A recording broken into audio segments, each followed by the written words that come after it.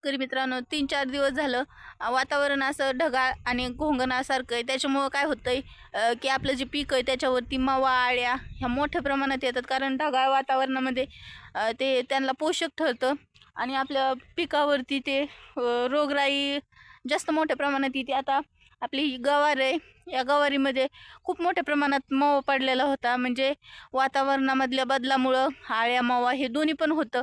आता ह्याच्यात आपण एक औषध वापरणार आहे, ज्याच्यामुळं अळीसुद्धा मरणार आहे आणि आपला मावासुद्धा कमी होणार आहे. आता हे औषध आपण मुगामध्ये, उडीदामध्ये किंवा आत्ताच्या सीझनला जी पिकं आहेत ज्याच्यावरती मावा पडतो त्या सगळ्या पिकांमध्ये वापरू शकतो. तर कोरुंडा नावाचं औषध आहे, ते आपण एका 15 लिटरच्या पंपासाठी 30 मिली याप्रमाणे वापरायचं आणि त्याची फवारणी दाट करून घ्यायची. आता फवारणी करते वेळेस एक गोष्ट लक्षात घ्यायची, आता वातावरण तर ढगाळ आहे, कधी पाऊस येईल सांगताच येत नाही. आणि औषध मारल्याच्या नंतर तर कमीत कमी 3 ते 4 तास पाऊस नाही यायला पाहिजे. म्हणजे जे औषधाचं मूळ गुणधर्म आहे तो पिकापर्यंत पोहोचतो. मग ते कुठलंही असू दे, म्हणजे अळीचं औषध असू दे किंवा कीटकाचं असू दे, कोणतंही औषध असू दे, लगेच पाऊस आला की ते धुवून जातं. त्याच्यामुळे आपल्याला म्हणावा असा रिझल्ट मिळत नाही. त्याच्यामुळे आपण काय करायचं, त्याच्यामध्ये स्टिकर वापरायचं. तर स्टिकर वापरायचं आपण एका 15 लिटरच्या पंपासाठी 10 मिली. आता हे दोन्ही औषध आपण मिक्स करून वापरायचे, कारण जर वरून पाऊस जरी आला तरी आपलं औषध वाया जाऊ नये आणि जे आपल्याला जे पीक आहे आपलं गवार असू, उडीद असू, मूग असू, त्याच्यावरती आपल्याला म्हणावा असा औषधाचा रिझल्ट बघायला मिळेल. तर ह्या औषधामध्ये गुणधर्म कोणते कोणते आहेत किंवा त्याच्यामध्ये कोणते कंटेन आहेत ते आपण बघणार आहे.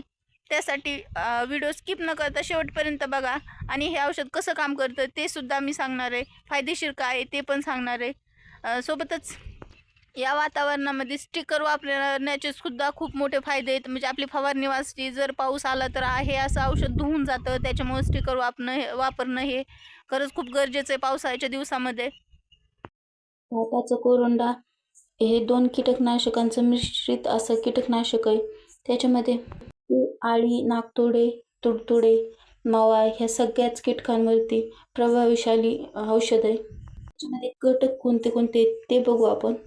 क्लोरोफोस 50%, सायपरमेथ्रिन 5%, EC इमिसिप्टिबल कॉन्सन्ट्रेट, एक बोर्ड, स्पेक्ट्रम कीटकनाशक जे वेगवेगळ्या कीटकांचा एकदाच नियंत्रण करते.